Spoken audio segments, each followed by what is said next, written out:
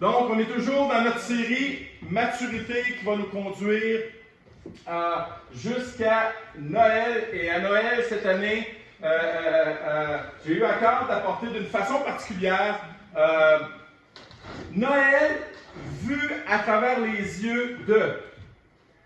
Et le premier message de cette série sera, juste pour vous mettre en contexte, Noël vu à travers les yeux d'Hérode. Et nous allons voir Noël vu à travers les yeux de Marie, Noël vu à travers les yeux de Joseph et Noël vu à travers les yeux de Jésus. Donc, c'était simplement pour vous introduire à ce qui s'en vient, parce que Noël, croyez-le ou non, la semaine prochaine, ça va être dans 2 mois. Donc, vous savez comment j'aime Noël, je suis déjà en mode Noël. Donc, on est toujours dans cette série Maturité. Et on a commencé la semaine dernière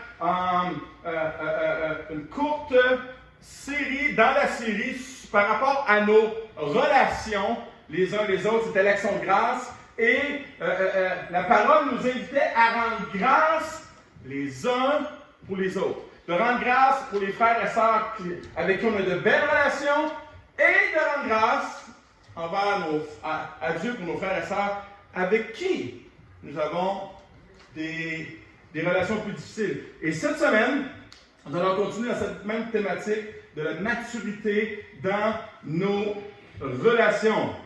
Et j'ai lu une histoire cette semaine qui m'a fait sourire. C'est l'histoire d'un fils de missionnaire qui est dans un pays et on annonce en grande pompe que la reine Élisabeth II va venir visiter le pays. Et là, lui, il s'empresse avec son père, sa famille, va sur la rue, la grande parade, les drapeaux, les trompettes, les cavaliers devant, et après, il y a les chevaux, la protection pour la reine, et la limousine avec la reine qui envoie des babayes, comme ça. Et à la fin, ce jeune homme a dit ceci, la royauté a débarqué et ça n'a rien changé. Et ça m'a fait réaliser, la royauté de Jésus a débarqué. Est-ce que ça a changé quelque chose? Plus tôt dans la série, j'ai apporté un message sur l'importance d'être mature par rapport à la seigneurie de Jésus, sur ma vie et sur son Église. Pourquoi? Parce que être mature dans ce domaine, m'amènera à être mature dans mes relations avec les autres, en reconnaissant qu'il y a un Seigneur dans chaque frère et chaque sœur. Même s'il n'est pas toujours Seigneur, il est là. Jésus est Seigneur dans ta vie. Peut-être papa ne le voit pas toujours, mais il est là quand même. Amen. Jésus est Seigneur sur ma vie et sur la vie des frères et sœurs. Jésus ne fait pas juste passer dans son Église, mais il y réside. Il y travaille, il la bâtit, il détruit les murs que nous bâtissons et que nous élevons entre nous. Prochaine diapo là. Les murs divisent. Nous voyons d'un côté le mur de Chine qui est de 7300 km, qui était là pour de les protéger contre les maraudeurs. Et de l'autre côté, nous voyons le mur de Berlin qui, en novembre 89, a été détruit. Et ça, c'est la première pierre qui réunissait les deux Allemagnes pour la première fois en plus de 50 ans.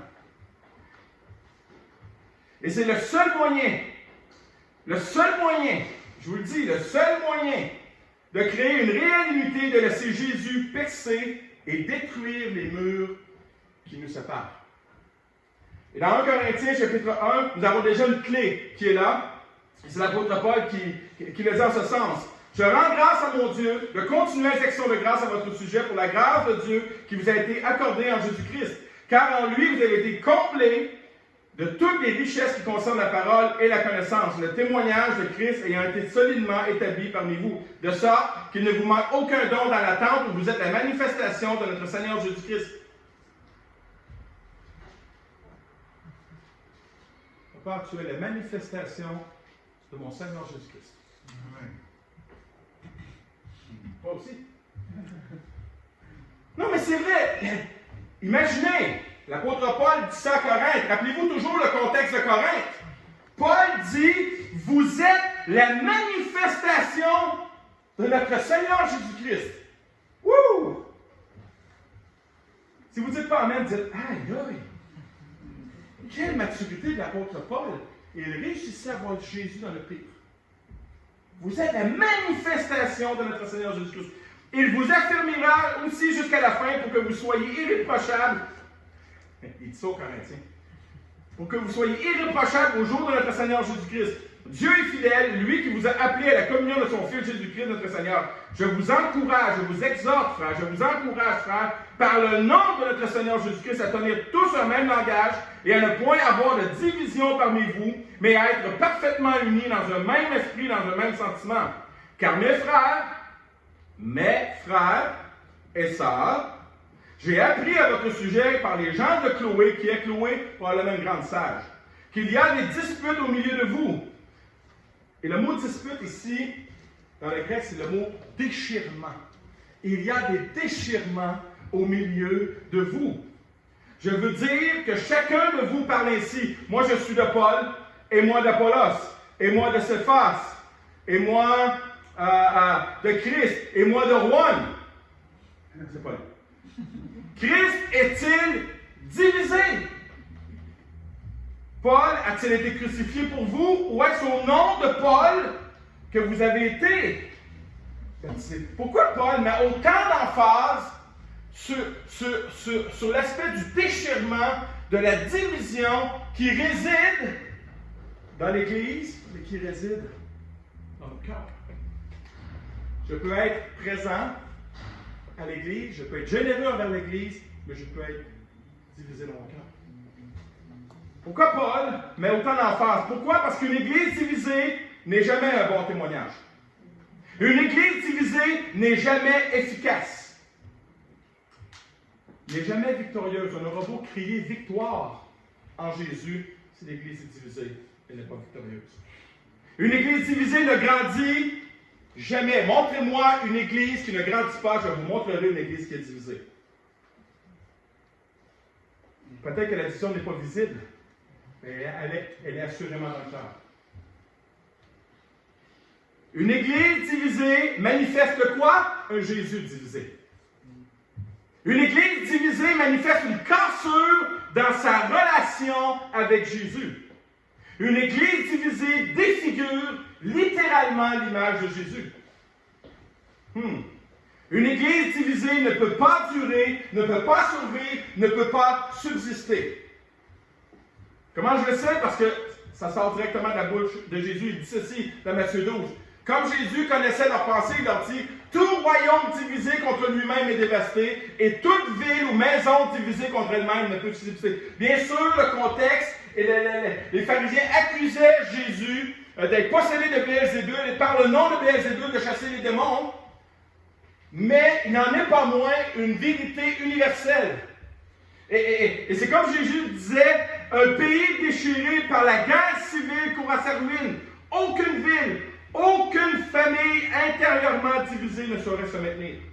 Et vous savez, ce verset a été utilisé par le président, un fervent chrétien, par le président Abraham Lincoln pour mettre fin à la guerre de sécession. Il a dit au nord et au sud qui se battaient pendant des années, qui a causé des milliers de morts. Il a sorti ce verset-là pour ramener le nord et le sud à prendre une réflexion. Nous ne pourrons pas être les États-Unis si nous nous divisons constamment. Impossible. Est-ce que nous croyons ces paroles de Jésus ce matin? Est-ce que nous y croyons vraiment? Nous parlons souvent de l'importance de l'unité, mais sans détruire les murs qui les causent. Nous parlons souvent de l'importance de l'unité, mais sans jamais passer de la parole aux actes. Nous parlons d'unité, mais nous continuons à bâtir les murs de la calomnie, nous continuons à bâtir les murs de la médisance, de l'envie, de la jalousie, nous continuons à bâtir les murs de l'indifférence, de l'égoïsme, à avoir des comparaisons toxiques. Nous continuons à accuser les autres, des murs d'accusation, et à nous juger. Nous continuons à bâtir des murs plutôt qu'à les détruire. C'est ce qui se passe à Corinthe. Ils bâtissaient des murs. Oh, moi, je suis de Paul. Moi, je suis le Cléa, Céphas. Moi, je suis... Il bâtissait les murs. Dave Brannon a dit ceci, vraiment intéressant. L'unité en Christ abat les barrières et bâtit l'Église. Oh, bien-aimés, nous avons tellement besoin de la grâce de Dieu pour devenir matures et d'être l'exaucement de la prière de Jésus. Oui, parce que Jésus a prié pour l'unité de l'Église quelques heures avant sa mort. Jésus priait pour l'unité et il prie encore aujourd'hui parce qu'il est au ciel, selon Hébreux chapitre 7, verset 25, il est au ciel et il intercède toujours en notre faveur. Écoutez bien la parole de Jésus. Quelques heures avant sa mort, il prie pour son Église. Jean chapitre 17, ce n'est pas pour eux seulement que je prie, mais encore pour ceux qui croiront en moi. Nous sommes les ceux. Donc, ceux, bienvenus ce matin. Ceux, bienvenus. Ceux, coup à coup. Enfin, que tous sois un comme toi, Père, tu es en moi et comme je suis en toi, afin qu'eux aussi soient un en nous. Je ne peux pas être un en nous si je ne suis pas un avec tous. Vous pourriez dire, t'es profond, pasteur, ce matin. Je leur ai donné... Non, mais... Avez-vous... Des fois, il faut porter attention quand on lit la Bible. Je leur ai donné la gloire que tu m'as donnée. Wow! Jésus a donné la même gloire à l'Église que le Père lui a donnée. Hey, vous devriez dire Amen. Amen. Oh yes!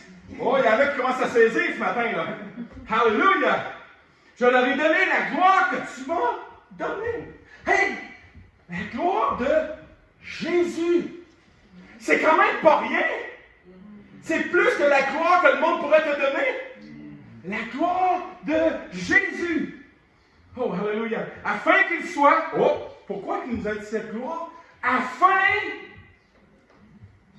qu'il soit un, comme nous sommes un. Moi en eux, toi en moi, afin qu'il soit parfaitement un. Et que le monde connaisse que tu m'as envoyé et que tu les as aimés comme tu m'as aimé. La gloire de Jésus qu'on réclame tellement, quelquefois, on ne réalise pas pourquoi cette gloire nous est donnée. C'est pour nous unir. Cette gloire va nous unir. C'est incroyable. Ce passage contient tout ce qu'il faut pour détruire tous les murs non glorieux, tous les murs qui ne glorifient pas Jésus, et ainsi avoir une unité divine. Unité divine, car l'unité est d'ordre spirituel.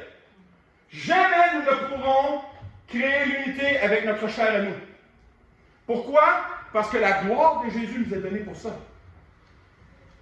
Il est impossible de créer une unité d'Église avec nos propres efforts, avec nos propres désirs d'unité. Et comme Carter Conlon a dit ceci, pasteur Carter Conlon, l'unité n'est pas une émotion, mais un choix. Je dois choisir de dire oui et amen à la prière de Jésus. Amen. Wow! Bien-aimés, il est temps pour l'Église d'exaucer la prière de Jésus. Mais seulement à travers sa gloire et à travers sa puissance et à travers son esprit. Éphésiens chapitre 3. J'aime la parole de Dieu, c'est tellement simple. Trop simple. Cherchez toujours à rester unis.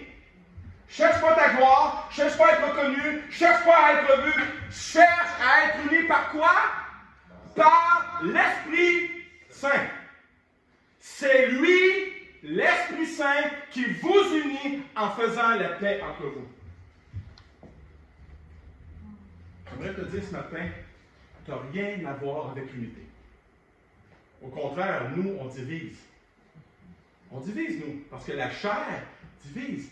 Et c'est pour ça que l'Esprit de gloire, l'Esprit de Jésus est en nous, parce que c'est par lui que nous allons avoir cette unité à travers la paix qu'il va donner, qu'il va communiquer. Je t'ai expliqué ce matin. Le Saint-Esprit, j'aimerais vous dire ce matin, juste une réflexion, le Saint-Esprit n'est jamais l'instigateur d'une division. J'ai vu des gens diviser une église en deux. Dieu me met à cœur de partir d'une église et partir avec la moitié de l'église. Ah oui, vraiment? Dieu te met à cœur? Ah oui, parce que le Saint-Esprit n'est jamais l'instigateur d'une division. Jamais. Impossible. Impossible. Le Saint-Esprit n'est jamais l'instigateur d'un conflit. Le Saint-Esprit n'est jamais, l'esprit de paix, n'est jamais l'instigateur d'une manifestation d'un fruit de la chair. Jamais, jamais et jamais. Le Saint-Esprit n'inspire jamais l'envie, la jalousie, le désir de paraître, l'orgueil. Le Saint-Esprit n'inspire jamais quelque chose qui peut mener à une division ou à un conflit. Impossible, impossible et impossible.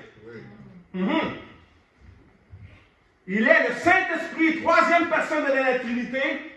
Il sait ce que c'est l'unité. Dieu 3 en 1. Il sait ce que c'est. Il sait où il s'en va, il sait où il s'en va par rapport à l'unité.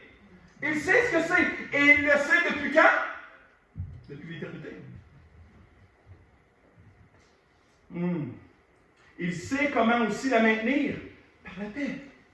Et c'est pour cela qu'il nous faut faire tous nos efforts, bien-aimés, pour être à son écoute, sensible à ses mouvements.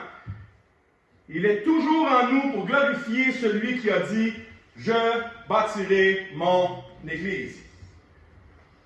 Les chrétiens de Corinthe avaient en eux le Saint-Esprit, mais ils étaient insensibles à ses mouvements et à sa voix. D'ailleurs, Paul va les amener à la réflexion par cette question très pénétrante. Ne savez-vous pas que vous êtes le temple de Dieu et que l'Esprit de Dieu habite en vous? Hey les amis, non seulement vous n'écoutez pas le Saint-Esprit, mais vous souillez le temple par votre orgueil, par votre jalousie, par votre potinerie. Vous souillez le temple. Vous souillez le temple. Cela veut dire que nous sommes le temple du fruit de l'Esprit. Est-ce que vous savez que vous êtes le temple de l'amour? Vous êtes le temple de la joie? Vous êtes le temple de la paix? Vous êtes le temple de... vous êtes le temple de la patience de Dieu. Vous êtes le temple de sa bonté, de sa bienveillance, de sa fidélité, de sa douceur. Vous êtes le temple de sa maîtrise. Vous êtes le temple de 1 Corinthiens 13. Oh yes! Je suis ce temple-là. Et quand j'en demande à Dieu d'être rempli du Saint-Esprit, c'est que je demande à Dieu d'être rempli du fruit de l'Esprit. Simplement, cette plénitude qui crée cette unité. Et je vais arrêter de parler du temple-là parce que je suis en train de défrayer le frère Juan qui va apporter un message la semaine prochaine sur le temple du Saint-Esprit. Donc j'arrête le frère. Alléluia. Donc, nous avons tout ce qu'il nous faut pour avoir une unité semblable à celle que Jésus a avec son Père. Vous devriez dire Amen et applaudir celui qui est capable et qui désire avec sa puissance et avec son esprit. Amen.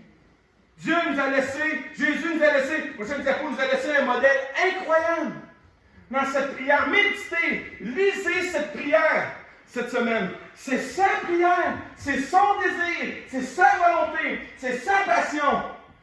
Et il intercède encore aujourd'hui. Tant qu'il va avoir une église qui se divise les uns les autres, il va prier et il va intercéder auprès du Père pour l'unité. Prochaine diapo, bien-aimé. Alléluia. Notre unité devrait se calquer sur la relation que Jésus a avec son Père. C'est notre modèle. Vous savez ce que c'est un calcage? C'est les fameuses feuilles, on appelait ça des feuilles d'oignon dans le temps à l'école. Et des fois, quand on voulait faire passer qu'on était un bon dessinateur, on prenait le dessin, on mettait une feuille plus transparente par-dessus et on traçait le dessin. Et là, on disait, ouf, regarde si je suis un bon dessinateur. Pardon? Copier-coller, exact. Notre relation les uns avec les autres devrait être un copier-coller de la relation de Jésus avec son Père. Amen. Amen. On devrait calquer la relation de Jésus avec son Père, son Père avec Jésus. Nous avons le modèle. Et le mot calquer dans le dictionnaire, c'est reproduire une forme. Calquer un dessin. S'inspirer profondément de l'action, de l'attitude de quelqu'un d'autre pour sa propre action. C'est littéralement de le reproduire. Nous sommes appelés à reproduire cette relation-ci. Wow! Et là, j'entends des gens. dans leur cœur qui disent « Oh, pasteur, on a de l'ouvrage. » Eh oui, c'est toute une relation que Jésus a avec son Père et son Père avec Jésus. Et cette relation a comme pour base un amour réciproque. Savez-vous comment Jésus aimait son Père? De tout son cœur, de toute son âme, de toute sa pensée et de toute sa force. Et son Père l'aimait comment? De tout son cœur, de toute son âme, de toute sa pensée et de toute sa force. Une relation ayant pour base l'amour. Une relation ayant pour base un accord réciproque. Jésus, le Père, n'était jamais en désaccord. Pourquoi? On peut avoir un désaccord sur la doctrine. On peut avoir un désaccord sur certaines interprétations de certains textes bibliques, mais on ne pourrait jamais être en désaccord sur la mission, qui est de sauver les hommes. Si vous êtes en désaccord avec ça, je vais vous dire une chose. Soit vous n'avez pas compris pourquoi vous avez été sauvés, ou vous ne l'êtes pas. Il n'y aura jamais un désaccord sur le but d'amener des hommes à Jésus. Et aussi, leur relation était basée sur une relation d'unité basée sur la confiance. Imaginez-vous à la confiance qu'il avait en son Père Jésus alors qu'il dormait dans la barque au milieu de la tempête. Mon Père ne me fera pas périr dans une tempête. Imaginez-vous la confiance qu'il avait en son Père quand il est mort le vendredi. Il avait reçu la promesse qu'il ressusciterait 3 jours plus tard. Quelle confiance incroyable! Imaginez-vous la confiance qu'il avait en son Père quand il prie pour que Lazare soit ressuscité. Et il dit littéralement dans l'Évangile de Luc, « Je ne te prie pas pour moi, car je sais que tu me dis toujours oui à mes prières. » Confiance incroyable. Il n'existe aucun désaccord entre le Père et le Fils. Une vision réciproque. Rien ni personne ne venait interférer dans leur relation. C'est exactement ce que le diable a tenté de faire dans le désert. Il voulait intervenir dans sa relation avec son Père. Surtout dans la 3e tentation, si tu te prosternes devant moi, tu m'adores comme Dieu. Et Jésus n'était pas question de laisser entrer quoi que ce soit entre lui et son Père. Ils étaient prioritaires l'un pour l'autre. Ils étaient un. Jésus va dire dans Jean 10:30, « Moi et le Père, nous sommes un. » Christ est-il divisé? Non. Christ n'est pas divisé. Christ est-il divisé? Notre unité a pour but de refléter le caractère, la personne de Dieu, de Christ. L'Église du Seigneur manifeste-t-elle au monde que Jésus est divisé?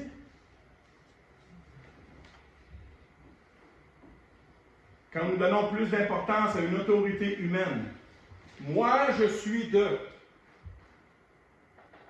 Le petit moi, là, c'est ce qui dérange Jésus. C'est ce qui dérange l'apôtre Paul. Quand le moi est plus important que la seigneurie de Jésus, cela divise le corps de Christ, son Église. Pour être uni, le moi doit faire place au nous. Et l'apôtre Paul va vraiment emmener les Corinthiens à la réflexion. Paul a-t-il été crucifié pour vous? Ou est-ce au nom de Paul que vous avez été baptisés? Paul n'est rien! Paul n'est rien! Jésus est tout. J'aimerais vous dire que votre pasteur n'est rien ce matin. Rien. Jésus est tout. Jésus est tout. Jésus est Seigneur et en tant que Seigneur de son Église, il doit être le seul digne de gloire, le seul nom qui doit être nommé parce qu'il est le seul nom dessus de tout. Nom de cette Église, nom de votre pasteur, nom de tous. Il doit être top of the list.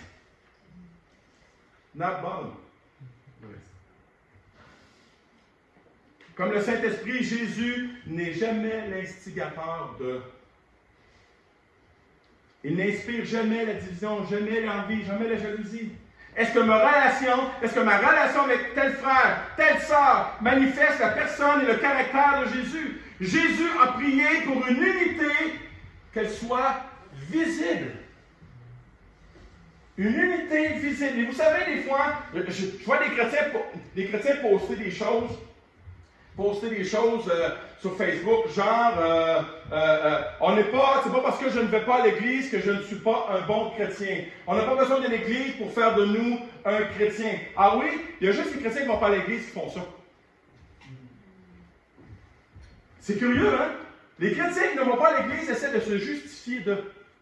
C'est facile de créer une unité quand je suis tout seul à la maison.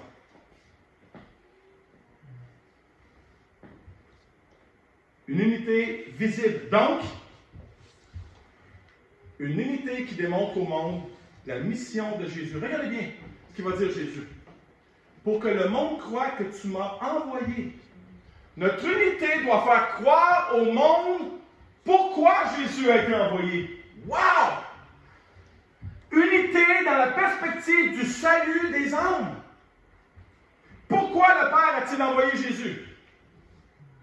Une Église unie va le démontrer et le manifester au monde.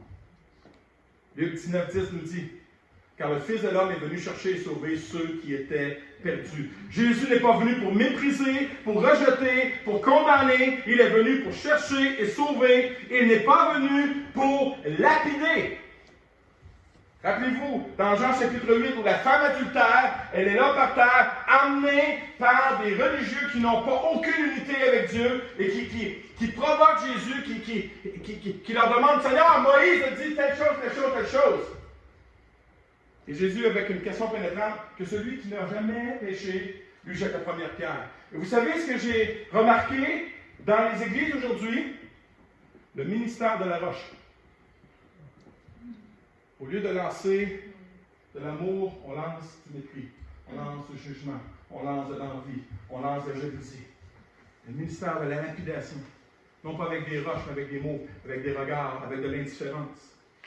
Jésus est venu pour sauver et restaurer et relever. Jean 6, 37 nous dit, tous ceux que le Père me donne viendront à moi, et je ne les mettrai pas dehors celui qui vient à moi. J'ai quelqu'un qui fait des heures communautaires ici présentement. Je ne peux pas nommer le nom. Et lui, avant d'arriver ici, a essayé de faire ses heures communautaires dans une organisation chrétienne. Et quand on a vu qu'il avait un dossier criminel, on l'a mis dehors. C'est sûr que s'il y a des heures communautaires, fort probable qu'il y ait un dossier criminel. Mais Jésus dit quoi? Je ne mettrai pas dehors celui qui vient à moi. Où sont les junkies? Où sont les prostituées? Où sont les alcooliques? Les gens de mauvaise vie dans nos églises? Où sont-ils?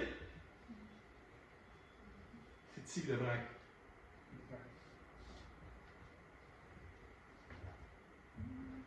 Comment ces gens pourront-ils voir le Sauveur si nous les rejetons? Comment ces gens pourront-ils voir le Sauveur si nous sommes divisés sur les choses secondaires? Une Église qui rejette est une Église qui est divisée. Qui est divisée avec le cœur de son Judas. J'ai une petite vidéo, j'espère que ça va fonctionner. Pas de vidéo? OK. Donc, il n'est pas prêt, le vidéo. L'Église Nouveau Départ. Vous savez, l'Église Nouveau Départ, pourquoi cette vision? Pourquoi ce nom d'Église? Parce que c'est ce que Jésus a fait pour chacun d'entre nous. Il nous a donné un nouveau départ. Ce qu'on appelle la nouvelle naissance. L'Église Nouveau Départ, avec sa vision, qui est une main tendue vers la femme adultère.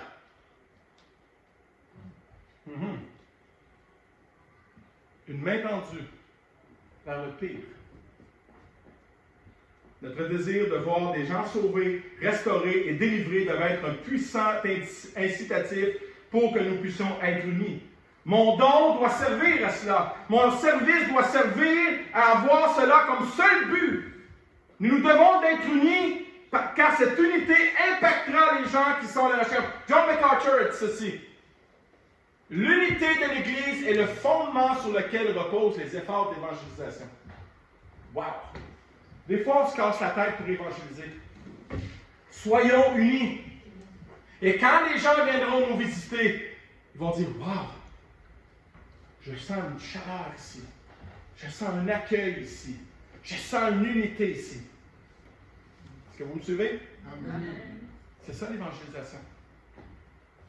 Comme je le disais plus tôt, une Église divisée ne peut pas avoir d'impact dans un monde qui est déjà divisé. Et le Seigneur est un Dieu d'ordre. Amen? Un Dieu d'ordre ne peut pas envoyer des vies en désordre dans une Église qui est en désordre. Impossible. Impossible. J'aimerais vous dire en terminant ce point que lorsque Jésus priait pour l'unité de son Église, il priait pour que notre cœur puisse être rempli de cette unité. Pourquoi? Parce que la division commence dans le cœur. Rappelez-vous Matthieu 15. Car du cœur sortent quoi? Les meurtres, divisions, calomnies, médisances. Si l'unité n'est pas dans mon cœur, c'est la division qui est dans mon cœur. Si l'unité est dans mon cœur, la division n'est pas dans mon cœur. Et rappelons-nous, chers bien-aimés, l'Église est là pour ceux qui n'y vont pas. Je bénis Dieu pour votre présence à tous les dimanches. Mais je veux bénir Dieu pour ceux qui vont commencer à s'ajouter. Non seulement qui vont venir nous visiter une fois, mais qui vont ressentir quelque chose que nous ne pouvons transmettre, mais que le Saint-Esprit en nous peut transmettre. Quoi? L'amour, la paix, la joie, la bonté, la bienveillance.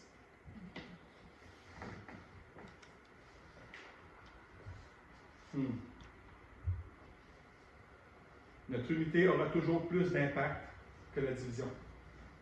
Pourquoi? Parce que la division nous amène à regarder à nous-mêmes, à nos droits, à nos revendications, à mes désirs. Et vous savez, j'ai entendu une histoire vraie. Vous allez rire, j'ai ri la première fois que j'ai entendu ça. Une grande église aux États-Unis, très très grande église. Et là, il y avait un débat pour savoir la couleur du tapis. La moitié de l'église le voulait bleu, l'autre moitié le voulait rouge. Et quand il a été voté que le tapis serait rouge, l'autre moitié a quitté. Pour le vrai, c'est une histoire vraie. Moi, ce que j'aurais fait, j'aurais mis un carré rouge, un carré bleu, un carré rouge, un carré bleu, tout le monde serait resté. Ou peut-être les deux groupes auraient quitté. Mais voyez-vous, le diable est dans les petits détails. Si on le laisse entrer, vous savez, c'est quoi son ministère à temps plein au diable? Hein? Voler, tuer, détruire. Et il en a assassiné des églises. Quand on commence à se battre pour la couleur d'un tapis, c'est qu'il y a déjà une division. Le tapis, c'est pas la division. La division était déjà d'accord bien avant. Bien avant. L'unité nous amène à regarder à Jésus et à regarder ceux qui ne le connaissent pas. Voici le mortier qui nous cimentera les uns les autres et qui démontrera au monde qui nous sommes vraiment et qui est vraiment Jésus. Et on dit souvent ce verset-là. Prochaine diapo. Je vous donne un commandement nouveau. Aimez-vous les uns les autres. Wow! Comme je vous ai aimé. Vous savez, des fois, commencez à souligner les petits mots comme le comme, le par, le en. Vous allez voir que votre lecture de la Bible va changer radicalement. Moi, j'ai commencé ça cette année, c'est incroyable. Vous aussi, aimez-vous les uns les autres. À tous, ceux-ci, tous connaîtront que vous êtes mes disciples. Si vous avez de l'amour les uns pour les autres. C'est la seule marque, le seul sceau par laquelle les gens nous reconnaîtront comme chrétiens. Francis Schaeffer a dit ceci, par rapport à commenter ce verset. Quand on y pense, c'est effrayant. Jésus se tourne vers le monde et dit, j'ai quelque chose à vous dire. Il parle au monde. En vertu de mon autorité, je vous donne le droit de juger si oui ou non une personne est chrétienne en considérant si elle aime ou non tous les chrétiens. Wow! C'est comme si Jésus dit au monde, si vous voulez savoir à quel point ces gens-là me suivent, regardez à l'amour qu'ils se portent les uns les autres. Et ça m'apporte à ma conclusion. Vas-y, parle. Une unité qui authentifie l'amour du Père envers les croyants. Et Jésus va dire ceci dans le même verset. Pour que le monde connaisse que tu m'as envoyé et que tu les as aimés comme tu m'as aimé. L'unité, c'est ce qu'elle envoie comme message. Romains 5,5. L'amour de Dieu est répandu dans nos cœurs par le Saint-Esprit qui nous a été donné. L'amour de Dieu est répandu dans nos cœurs. C'est impossible que la division vienne de lui. que la haine vienne de lui, que la jalousie vienne de lui. C'est son amour qui a été répandu dans mon cœur. Pourquoi? Pour que ça puisse se répandre sur le cœur des autres. Je sais par le Saint-Esprit que je suis aimé, que je serai toujours aimé, et cet amour ne partira jamais, peu importe ce que tu vas faire. Il est là et il restera là. Jérémie 31 nous dit ceci. Je t'aime depuis toujours et pour toujours. C'est pourquoi je reste profondément attaché à toi. Je te conserve ma bienveillance pour toujours. Wow! Le mot toujours signifie toujours. C'est la même chose en anglais. Always means always. Un amour qui prouve qu'il aime, qu'il m'aime. Un amour qui parle et qui agit. Et c'est Jésus qui va dire ceci. Aimez-vous les uns les autres. Et le standard, là, c'est comme moi. Pareil, semblable, copier-coller, de la même façon que je vous ai aimé, aimez-vous les uns les autres. C'est quoi ce genre d'amour-là? C'est un amour qui prouve qu'il aime. Un amour qui parle, mais qui agit. J'aurais beau dire à mon épouse, je t'aime, je t'aime, je t'aime, je t'aime, je t'aime, je t'aime, je t'aime, je t'aime, je t'aime, je t'aime, je t'aime, je t'aime, je t'aime. Mais si mes actions ne lui prouvent jamais, c'est juste des mots. C'est juste des mots. Une grande chanteuse disait paroles et paroles et paroles et paroles et... Oui. C'est juste des mots. Et s'il y a de l'action, si je prouve par mes actes, voilà la crédibilité. Un amour qui se donne à l'autre, qui se sacrifie pour l'autre. C'est ça l'Église. Un amour qui s'attache à l'autre. Un amour qui manifeste de la bonté envers l'autre, même quand il n'en est pas digne. Un amour qui manifeste à l'autre ce que j'aimerais qu'il me fasse. Wow! Un amour qui pardonne et qui donne une deuxième chance. Je te donne une deuxième chance, mais recommence plus. C'est pas de l'amour, ça. Ça, c'est de la division. En partant, tu mets l'autre sur la défensive. Je suis béni que Jésus ne me dise pas ça après, je ne sais pas combien de deuxième chances il m'a donné. Jean 15, 12, 13, c'est un passage qui me trouble encore aujourd'hui. Voici quel est mon commandement. Aimez-vous les uns les autres comme moi-même je vous ai aimé. Celui qui sacrifie sa vie pour ses amis donne la preuve la plus convaincante de son amour, car personne ne peut avoir un amour plus grand. Wow! Wow! Le sacrifice est de plus en plus rare. Bien, regardez-moi. Le sacrifice, je ne le fais pas juste ici. Le sacrifice est de plus en plus rare dans nos églises. Pourquoi? Parce qu'on pense à nos horaires de travail, on pense à nos désirs, on pense à nos rêves, on pense à nos projets, on pense. Et c'est pas mal! Mais la pire chose qui crée une division dans l'Église, qui crée des déceptions dans l'Église, c'est « Ah, mais tu sais, j'ai pas le temps. » Vraiment, tu n'as pas le temps. Donc, quand tu dis « tu n'as pas le temps », ça veut dire que Dieu a fait une erreur. Non, je ne dis pas ça. Oui. Dieu a créé 7 jours de 24 heures. Lui, il pensait que tu aurais le temps là-dedans. Ne dis pas « tu n'as pas eu le temps ». Dis « tu n'as pas pris le temps ». Sois honnête envers Dieu, sois honnête envers l'autre. Et le sacrifice de notre temps, c'est ce qui nous coûte le plus. Le sacrifice de notre argent coûte encore plus. Vous savez, j'ai lu une histoire dans le prochain diapo. Bien aimé. Dans le Daily Mail Australia, une histoire incroyable. C'est passé en 2011. Et c'est l'histoire c'est la saison de la crue des eaux. Et au moment où ces deux frères-là et leur mère sont sur la route, ils sont entourés d'une vague d'eau incroyable. Et il y a un homme qui passe et qui plonge à l'eau et qui vient pour sauver le premier jeune homme qui est là, qui a 13 ans, son frère a 11 ans.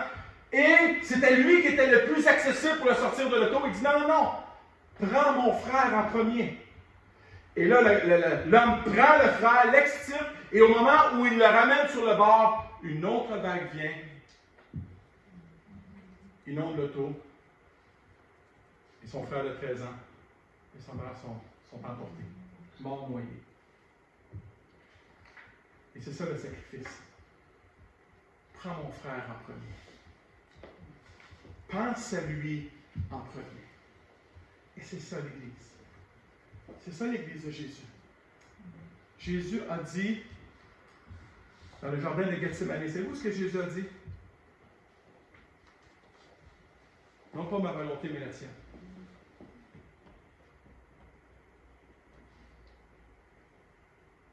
Ceux qui ont besoin d'être sauvés en premier. Je vais me sacrifier pour sauver l'humanité. Parce qu'elle a besoin d'être sauvée. Et ce grand frère a dit, non, non, prends mon petit frère. Il a besoin d'être sauvé. Wow! Quelle histoire! Voilà le genre d'amour qui manifeste notre unité au monde. Quand le sacrifice, les uns pour les autres, habite une église, et il n'y a rien qui puisse empêcher les gens d'entrer, les portes s'élargissent, et l'église grandit. L'amour bâtit des relations. L'amour détruit les murs. L'amour détruit les murs de, on peut en rajouter, l'amour unit l'Église. L'amour donne à l'Église de la crédibilité. Montrez-moi une Église qui n'a pas grandi depuis 10 ans, je vous montrerai une Église qui est divisée. Même si elle criait fort son unité. Nous avons besoin d'être exceptionnels, les uns envers les autres.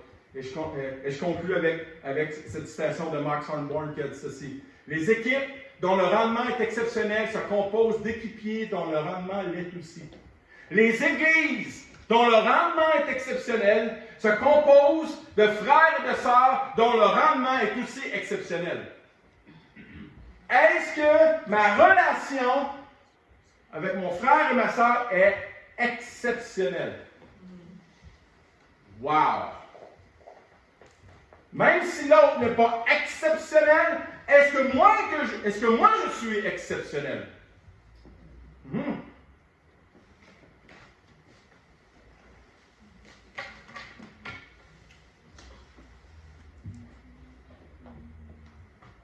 Alléluia.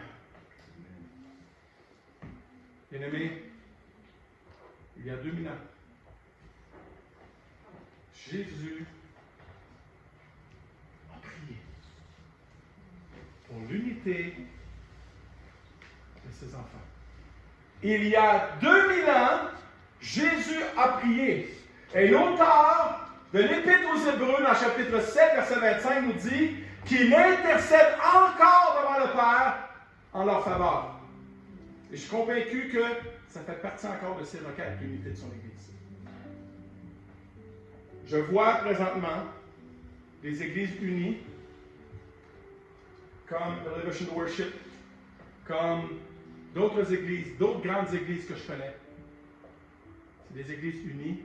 Savez-vous quoi? C'est des églises qui grandissent. Wow! Pas plus parfaites que nous, simplement plus unies. Bien-aimés, je vous garantis une chose. Je vous le promets. Que si nous sommes unis de cœur,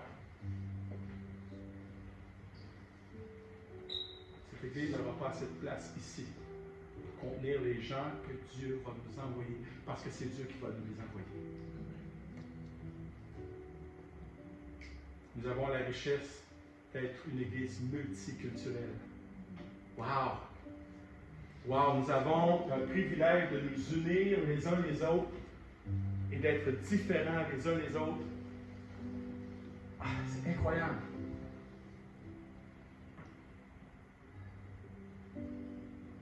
Et d'expérimenter ici ce que nous allons expérimenter au ciel.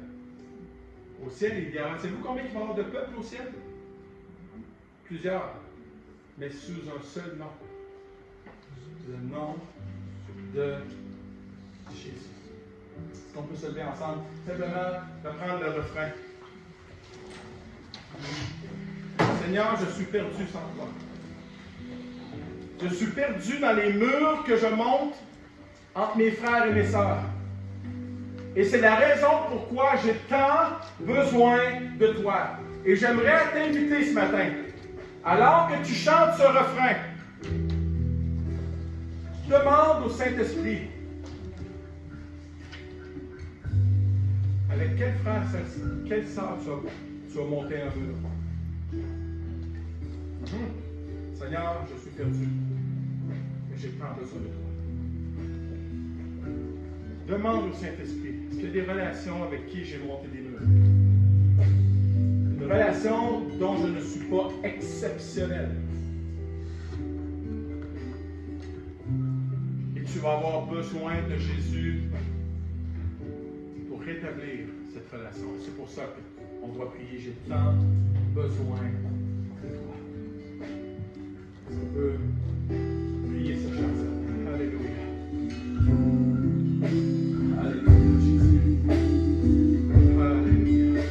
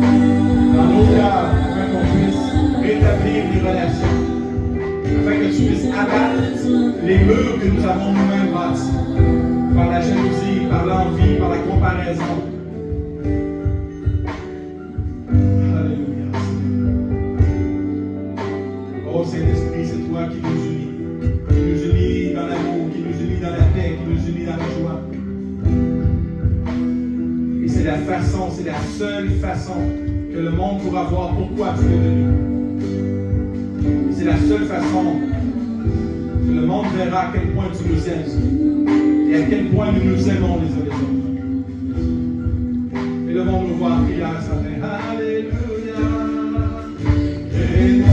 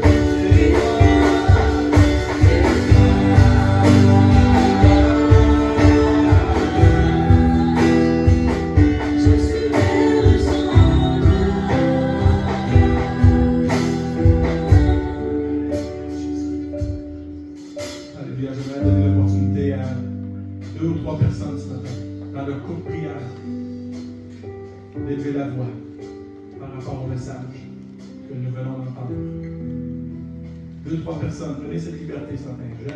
Jeune homme, jeune femme, homme, femme, gens plus âgés. Prenez cette liberté ce matin.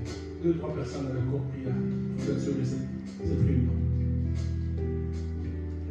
Béni sois-tu, tendre Père. Mon Dieu, mon roi, j'étais béni même avant de recevoir ce message parce que je savais que tu as préparé quelque chose pour nous, Seigneur. Et c'est pas en vain que ta parole sort. C'est comme la pluie qui descend et qui fertilise le sol pour pouvoir permettre aux semences d'éclore et de produire du fruit.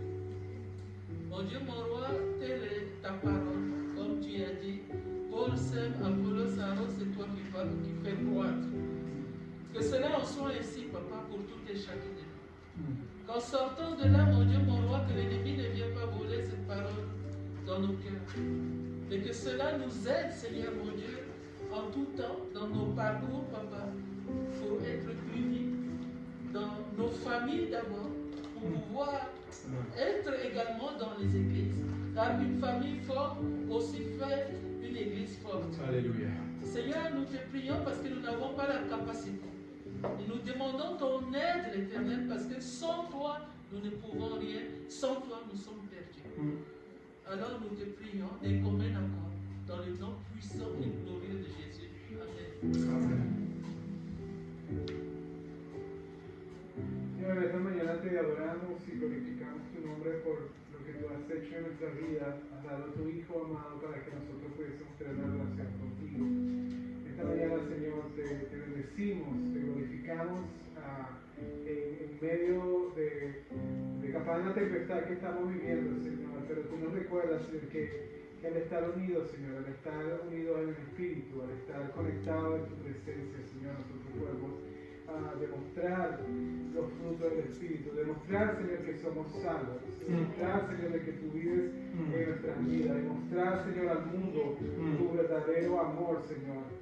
Esta mañana nos arrepentimos de nuestros pecados, Señor, las veces que nos apartamos de hacer tu voluntad, las veces que nos enfriamos, Señor, en nuestra relación contigo, nos enfriamos en nuestra relación con nuestros hermanos.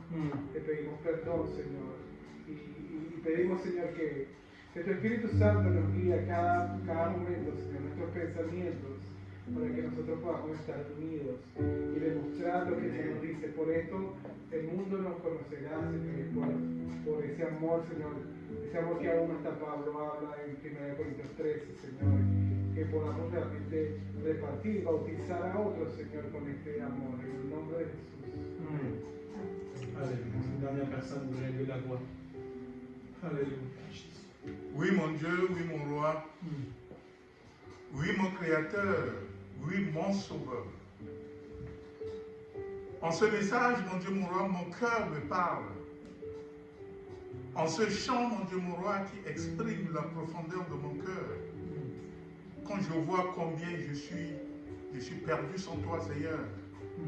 Je réalise la profondeur de ce message. Je me vois au travers de la lumière de ce message. Et je me reconnais en tant que pécheur, mon Dieu, mon roi. Et il s'ensuit le besoin que j'ai de toi, Seigneur. J'ai plus que jamais besoin de toi pour être sauvé, Seigneur. Oui, les murs sont là. Oui, la réalité des murs, mon Dieu, mon roi, ce n'est pas de l'illusion, c'est une réalité, Seigneur.